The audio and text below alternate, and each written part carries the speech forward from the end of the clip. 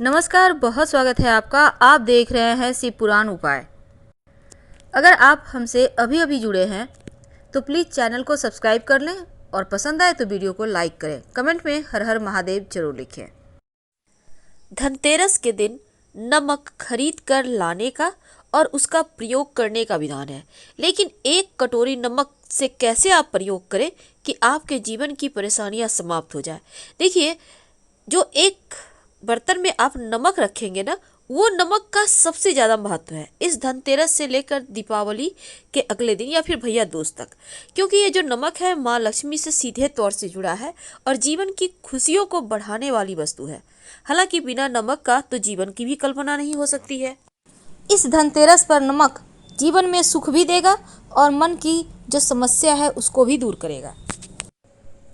नमक तो हर किसी के घर में होता है और नमक नकारात्मक ऊर्जाओं से बचाता भी है और जीवन में खुशियों को बढ़ाता भी है।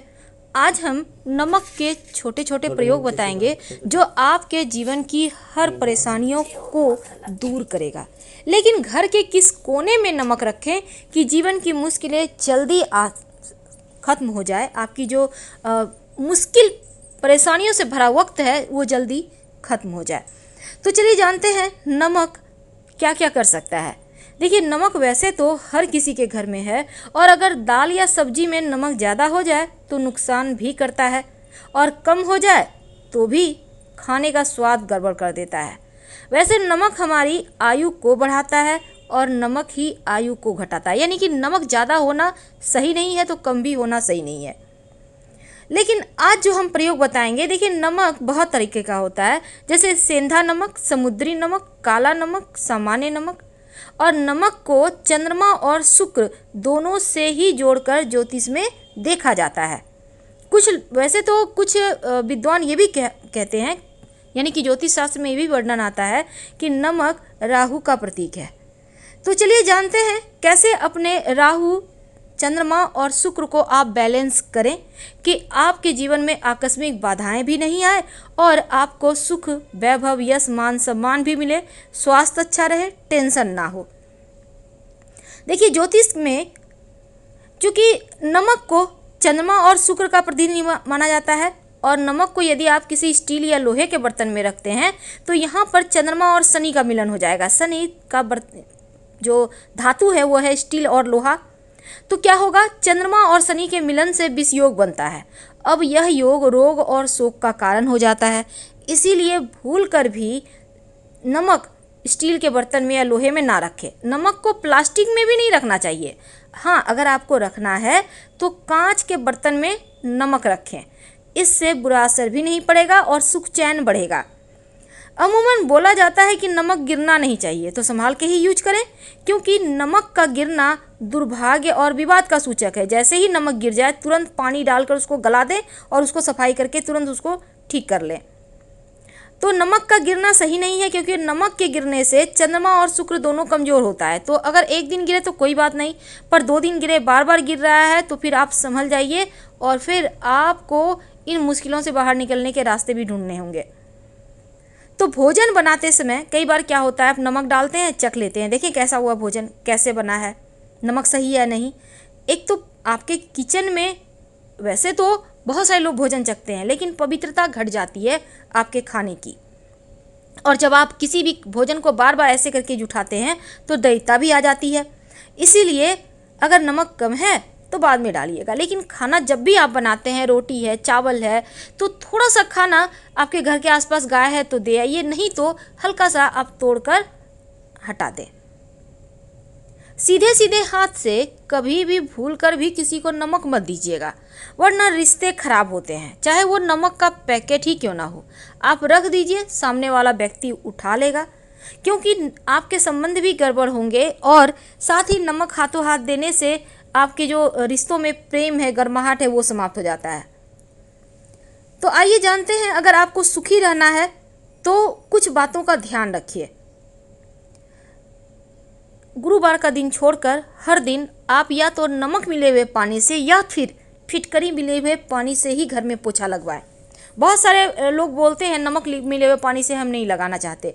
कोई बात नहीं, आप फिटकरी मिले हुए पानी से ही पोछा लगवाइए और गुरुवार के दिन जहाँ तक संभव हो पोछा ना लगवाएं। और गुरुवार के दिन पोछा नहीं तो लगाना है, लेकिन आप पानी में एक चुटकी हल्दी डालकर पूरे घर में छिड़काव कर सकते हैं। इससे सकारात्मकता बनी रहती है। और जैसे कि नमक और फिटकरी है, नेगेटिव एनर्जी को सोखता है, और जब आप हल्दी का छींटा डाल देंगे तो वो भी उसी तरह से, हल्दी भी नकारात्मक ऊर्जाओं को हटा देता है, बरकत होने लगती है, माँ लक्ष्मी के आने का मार्ग खुल जाता है। आप अपने घर में अगर चाहते हैं कि धन भी आए, सुख शांति रहे, सुकून के लाइफ जिए, तब एक छोटा सा काम करें। एक कांच का गिलास ले लें। अब इस कांच के गिलास में पानी भरें 3 भाग यानी फुल नहीं करना है आपको, और उसमें 1 चम्मच नमक डाल दें, वही नमक जो आप खाने में यूज करते हैं, ठीक है। अब इस नमक मिले हुए पानी को घर के दक्षिण पश्चिम दिशा में कहीं भी रख दें। संभव हो तो इस ग्लास में लाल रंग का धागा या रिबन बांध दें, या फिर इस ग्लास में आप लाल नेल पॉलिश का भी एक किनारा सा पट्टी बना सकते हैं। पट्टी तो समझ रहे होंगे ना, बस इधर से उधर आप एक लाइन खींच दें। इससे आपके घर में एक तो नकारात्मक ऊर्जा समाप्त हो जाएगी। और दूसरा, देखिए, एक छोटा सा काम कीजिए। जब आप धनतेरस के दिन नमक खरीद कर लाएंगे तो खाना बनाना है आपको उसी नमक से, लेकिन थोड़ा सा नमक हटा कर रख दें और उसमें से थोड़ा सा नमक लेकर किसी कांच के बर्तन में ये नमक अपने घर के पूजा स्थान पे रख दें। इसको छूना नहीं है, ऐसे ही पड़ा रहने दें। चूँकि धनतेरस के दिन नमक का विशेष प्रयोग होता है, लेकिन जीवन की तमाम ज्ञात अज्ञात बाधाएं भी नमक ही समाप्त करता है।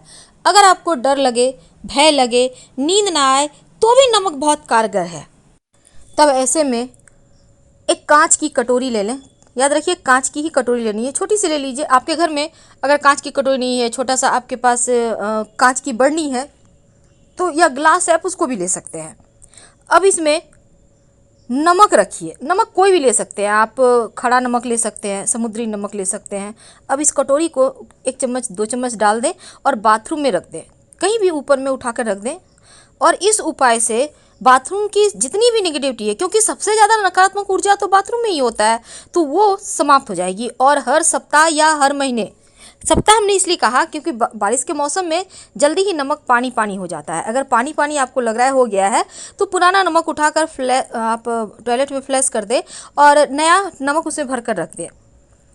यकीन मानिए, आपके बाथरूम के ही नहीं, आपके पूरा घर का वास्तु दोष दूर हो जाता है इससे। अगर किसी कारणवश आप, कई बार क्या होता है ना, आपके घर परिवार में बहुत परेशानी है, टेंशन है, घर में भारीपन सा लगता है, बेवजह झगड़े लड़ाई, धन की मुश्किलें, लोग बीमार रहने लगे हैं, तब एक छोटा सा काम कीजिए। अपने डाइनिंग एरिया में एक नमक की डली, या फिर आप वैसे फिटकरी भी रख सकते हैं, आप कहीं भी छुपा कर रख दें। तो आने जाने वाले लोगों के अंदर जो नकारात्मक चीज़ें होंगी वो ये फिटकरी या नमक सोख लेगा। नमक भी रख सकते हैं अगर आपको खड़ा नमक मिल जाता है तो। कई बार बच्चे जल्दी जल्दी बीमार हो जाते हैं, या किसी की नज़र लग गई, एकदम से खेल रहा था, कोई आके टोक दिया, वाह आपका बच्चा तो बहुत खेल रहा है, बहुत अच्छे से बातें कर रहा है, बहुत बुद्धिमान है, बस बच्चे की नज़र लग जाती है। अब आप क्या करेंगे, 1 चुटकी नमक अपने बाएं हथेली में लें, बच्चे के ऊपर से उल्टा 3 बार या 5 बार उबार लें और इसको बेसिन में नमक को पानी के सहारे डाल दें। तो इससे क्या होगा ना, आपके बच्चे की नज़र उतर जाएगी। अब आपके घर में कोई है जो लंबे समय से बीमार हैं या बार बार बीमार हो जाते हैं, तब क्या करेंगे, तब एक कांच की कटोरी में ही, याद रखिए हर जगह नमक आपको कांच में ही यूज करना है। वैसे आप प्लास्टिक का भी यूज कर सकते हैं, पर कांच ज़्यादा अच्छा है। तो कांच के बर्तन में जो व्यक्ति बीमार है उनके सिराहने बेड के नीचे आप नमक रख दें। और ज़्यादा बीमार हैं तो रोज़ चेंज करें, अगर कम बीमार हैं, हल्की फुल्की चीज़ें लगी रहती है, तब हर सप्ताह इसको फ्लश करते रहें, पुराना वाला नमक और फ्रेश नमक रख दें। देखिएगा उनका स्वास्थ्य जल्दी ठीक हो जाएगा। तो अब हम एक अंत में आपको वास्तु दोष मिटाने का एक छोटा सा प्रयोग बताते हैं। कई बार क्या होता है ना, मन एकदम बहुत खिन्न हो जाता है, बहुत टेंशन, बेवजह मन उदास रहता है, चिंताएं रहती हैं, भय रहता है, तब दोनों हाथों में थोड़ा थोड़ा नमक ले लें। कुछ देर बैठिए, आराम से बैठ जाइए, आंखें बंद कीजिए, थोड़ा सा रिलैक्स होइए, लंबी लंबी सांसें छोड़िए और फिर जब लगे कि मन शांत हो रहा है तब इस नमक को आप पानी के सहारे बहा दें वॉश बेसिन में। इधर उधर मत फेंकिएगा नमक। इससे क्या होगा, आपके मन मस्तिष्क पर जो नकारात्मक चीज़ें छाई हुई है, जो आपके ग्रहों की चाल विपरीत चल रही है, उनसे भी मुक्ति मिल जाती है। वैसे तो नमक अगर आप अपने किचन में या अपने डाइनिंग एरिया में एक कांच के बर्तन में रख कर 4-5 लौंग रख कर रख दें, जब भी नमक का प्रयोग करें तो उसे खुला रखें और इसको ढकना नहीं है आपको, ये ओपन रहेगा, खुला रहेगा। जब ये खुला रखेंगे ना तो निगेटिव चीज़ों को नमक सोख कर पानी हो जाएगा, यानी देखिएगा कुछ दिनों में नमक पानी पानी सा हो जाता है।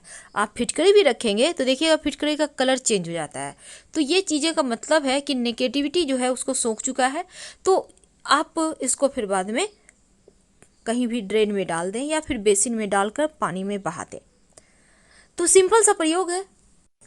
तो धन की मुश्किलें दूर हो जाती है, धन आने लगता है, बरकत बनी रहती है, सुगंध बनी रहती है, जीवन में खुशियाँ आती रहती है। क्योंकि ये जो आप कांच के बर्तन में नमक रखेंगे, उसमें लौंग डालेंगे, उसको ढकना नहीं है, ओपन रहेगा। और अगर बीमारियां बहुत परेशान करें तब सिरहाने में ही रखना है आपको। वैसे नमक को थोड़ा कम ही खाइए, ज़्यादा नमक मत खाइए। और आप चाहें तो सेंधा नमक का प्रयोग खाना खाने में कर सकते हैं, इससे बीमारियां थोड़ी कम परेशान करती है। ठीक है।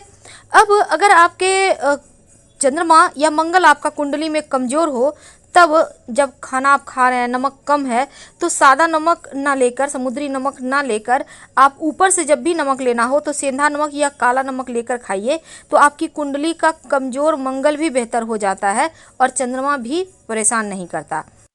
तो हम बात कर रहे थे कि जो आप धनतेरस के दिन नमक रखेंगे कटोरी में, ये आपको भैया दूज के दिन इस नमक को उठा लेना है। छोटा सा कटोरी लीजिएगा, कांच की कटोरी, और इस नमक को खाइएगा मत।